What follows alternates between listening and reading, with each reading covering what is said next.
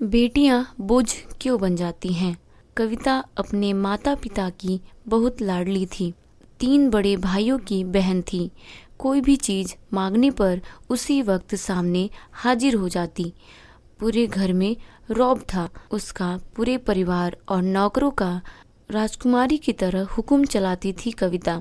School में भी पूरा रौब था, क्योंकि बड़े घर की लाडली जो थी वह। ऐसे ही उसने कॉलेज में दाखिला लिया। उसके ठाट बाट बड़ी गाड़ी में आना जाना, हर दिन नया फैशन देखकर हर कोई उससे दोस्ती करना चाहता था। थोड़े ही दिनों में उसके बहुत से दोस्त बन गए। पूरे कॉलेज में उसकी अपनी ही एक पहचान थी। इन दिनों उसके घर का एक रिश्ता आया। खानदानी लोग थे और पापा की पुरानी जान पहचान थी। कविता के साथ कोई जबरदस्ती नहीं थी, पर कविता ने फिर भी हाँ कर दी, क्योंकि वह अपने परिवार से बहुत प्यार करती थी। वह जानती थी कि वह लोग उसका अच्छा ही सोचेंगे। लड़के का नाम राज था। राज काफी पढ़ा लिखा था और समझदार लड़का था। ससुराल वाले भी बहुत अच्छे थे। ससुराल में कविता की जगह वैसे ही थी जैसे कि मायके में। कोई भी कार्य कविता की सलाह के बिना नहीं होता था।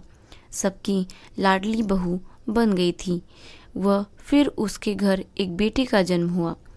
राहुल कविता को जान से प्यारा था। पोता पाकर ससुराल वाले तो फूले नहीं समाते थे। कविता कभी कभी सोचती थी कि उसकी किस्मत कितनी अच्छी है। उसका अपना उसे कितना प्यार करता है। चाहे जीवन में कैसा भी समय आए, मेरे अपने हमेशा मेरे साथ हैं। मैं कभी अकेली नहीं हो सकती। कितनी खुशकिस्मत हूँ मैं। पर शायद कविता की खुशियों को उसकी अपनी ही नज़र लग गई थी। एक दिन वह मायके जाने की जिद कर बैठी। राज को बहुत काम था, लेकिन वह फिर भी उसे ले गया। रास्ते में उनकी गाड़ी अन्य गाड़ी से टकरा गई। कविता, राज, राहुल बहुत बुरी तरह से जख्मी हो गए। काफ़ी दिनों के इलाज के बाद राज और राहुल तो ठीक हो गए, लेकिन कविता पूरी तरह ठीक ना हो सकी। सर पर चोट लगने के कारण वह अपनी आंखों की रोशनी खो बैठी। अब कविता की किस्मत जैसे उल्टी पांव चलने लगी। मायके वाले कुछ दिनों तक उसे मिलने आते रहे, फिर कभी कभार फ़ोन ही करके पूछ लेते कि अब कैसी हो। धीरे धीरे यह सिलसिला भी कम हो गया। ससुराल वालों की सहानुभूति भी कम होने लगी। घर में किसी को पास बैठने के लिए कहती तो जवाब मिलता, बहुत काम है, अब तुम भी हाथ नहीं बटा सकती। राज भी चिड़चिड़ा हो गया था। बस राहुल ही था उसे साथ, जिसके साथ हंसते खेलते उसका वक्त गुजरता। एक दिन कविता के हाथ से कुछ सामान गिर गया, जिसकी वजह से राहुल को हल्की सी चोट लग गई। कविता के साथ ससुर ने राहुल को उससे अलग कर दिया, कहीं उसके ना देखने से बच्चे का कोई नुकसान ना हो जाए। कविता अंदर से टूट चुकी थी। एक दिन उसने सबके सामने मायके जाने की इच्छा रखी, तो राज उसे तुरंत मायके छोड़ आया, लेकिन राहुल को उसके साथ नहीं भेजा गया। कविता कभी राहुल से दूर नहीं रही थी, पर अपनी कमी के कारण उसने ज़्यादा बहस नहीं की। कविता को लगा कि वहाँ 3-4 दिन वहाँ रहेगी तो थोड़ा हवा पानी बदल जाएगा, क्योंकि वह कितने दिनों से कहीं भी बाहर नहीं गई थी। घर वाले भी इतने दिनों बाद उसे देखकर कितने खुश होंगे। कविता के घर पहुँचने पर सब लोग बहुत खुश हुए। खाने में सब कविता की पसंद का ही बना था। उसने अपने मम्मी पापा और भाई भाभी से दिल खोलकर बातें की।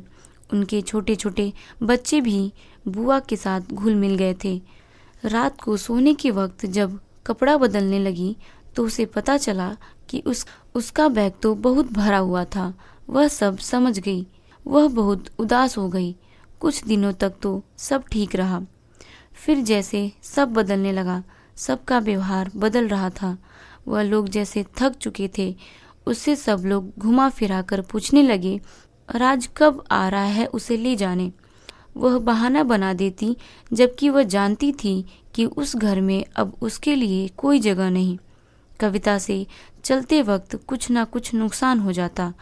थोड़ी बहुत टोका टाकी उसे सुनाई देती, वह टाल देती। हाथ से लगकर एक कीमती फूलदान टूट गया। छोटी भाभी ने बहुत हंगामा मचाया। कविता के माता पिता रोज रोज के झमेले से तंग आ गए थे। उन्होंने राज को खुद से फोन कर दिया। राज कविता को अपने घर ले गया। कविता को अपने परिवार वालों से यह उम्मीद ना थी। जिस कविता के कहे बिना घर में एक पत्ता भी नहीं हिलता था, उस घर के लिए वह बोझ बन चुकी थी, क्योंकि वह अपने घर जा रहे थे, अपने जिगर के टुकड़े राहुल के पास। परंतु यह खुशी भी कुछ पल की ही थी। सारा बंदोबस्त पहले से ही किया हुआ था। कविता को सीधे ऊपर वाले कमरे में पहुंचा दिया गया।